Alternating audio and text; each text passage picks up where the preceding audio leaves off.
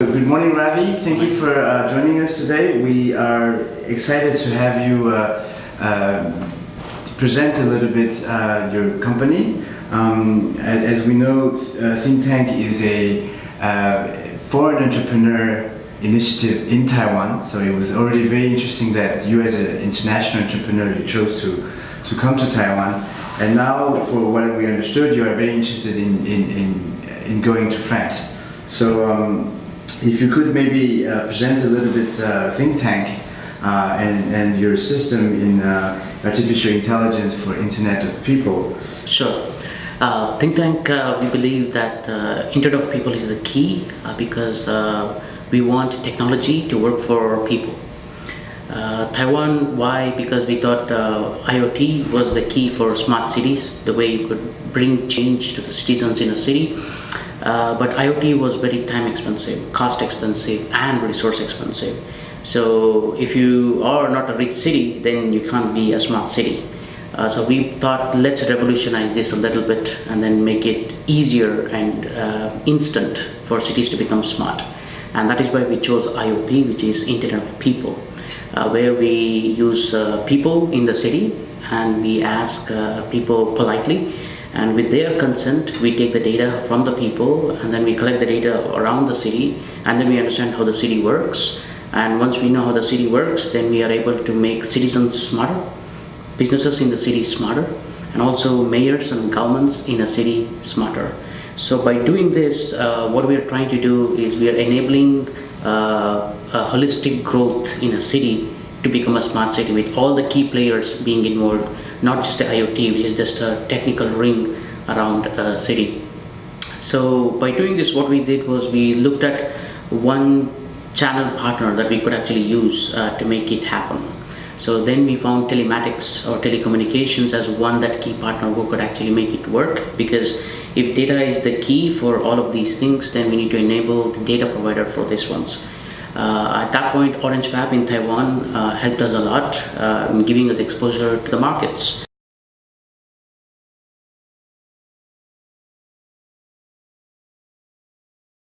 We had a Smart City Expo last year in Taipei, where Business France and Orange Fab collaborated together to promote both French companies and Taiwanese companies together. And that's how we got introduced to Business France. Now that gave us another new dimension to what we were actually doing. We found out that French were also very good at IoT, but I also had the same problems like Taiwanese, where selling IoT was not that easy. We also looked at the values of France as well, where citizen participation was the key. One of our products which enables IoP in Taiwan and in Japan was also something which enables citizens to have a voice. And then we thought, well, in that case, if we can work with France as well, that could be a good idea. We did look at other markets as well, like Germany, UK, Spain, and every other markets, but they were all very strong with the technology focus and not people focus. And that's where we chose France as our destination to go to the European market, and also make sure France as our launch pad to go to Europe. So if you're saying that we are going to go to the European market, we need to have European partners to go to the European market. As we already had Orange working with us, as we already had Business France working with us, we thought it's much easier for us to actually do our business in France first, expand a little bit in France, have a strong roots in France first, then it becomes much easier to go to the other markets in Europe as well. So that is why I think it was a good synergy between ThinkTank, Taiwan, and France. From a focus perspective, if you are in Taiwan, it's more Asia specific and Asia only specific. Whereas we got attached with the French tech, which was a new revolution in the way of technology and working with startups and big companies together. So the corporate network support which we got from the French tech give us a huge boost, because we did not even know that we could actually go and knock the doors of these big corporations. If we were a startup and we go knock the doors, there was no way that they would even consider speaking to us. But with the French tech flag attached to us, it was much easier for us to actually do that. and it was much easier for us to actually go speak to people, say, hey, we do have big partners here, which was not possible in Taiwan, which was not possible in the UK as well. So for us, French Tech was a blessing in disguise, where it helped us to not only understand ourselves, but it also opened new doors, new dimensions, which we even did not think that it was possible for us to actually go and reach for the stars.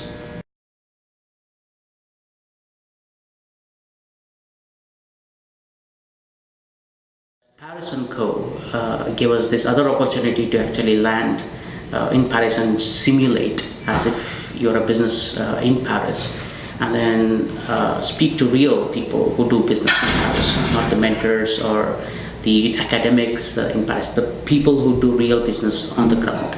And there we found out what are the paths a business can actually take. For example, what happens if you go on a funding route in Paris? What happens if you hire people in Paris? What happens to your rights as an employer? What happens to the employer's rights in Paris?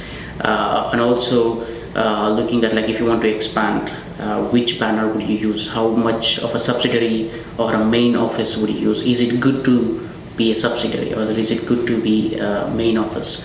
So all of these questions were in the brain, but never had an opportunity to actually discuss openly with people who actually do business. And that's what I think Paris&Co landing pack for us gave us that opportunity to be free. There's nothing to lose. You just ask what you want to ask, and you get the feedback from the people. Now, if we went and did the same thing by ourselves, it would have taken us 6 months even to get through this whole cycle, connecting with the right people who can speak to us in an open way as well, which is a little bit difficult, and you have to pay to them to actually get these kinds of information as well. And this is where the landing pack gave us that boost of concrete, right people at the right places, and we did not have to run around booking appointments and everything else. All of this was already done.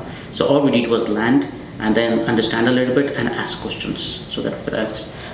So that gave us a brief understanding of, okay, it's not that bad when it comes to employment opportunities or employer opportunities, because if you're investing in France, it is your money you're investing in France. Of course. So what does it mean?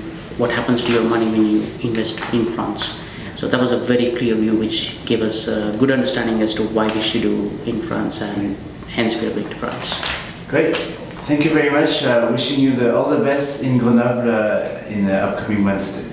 Thank you, Ravi. Thank you.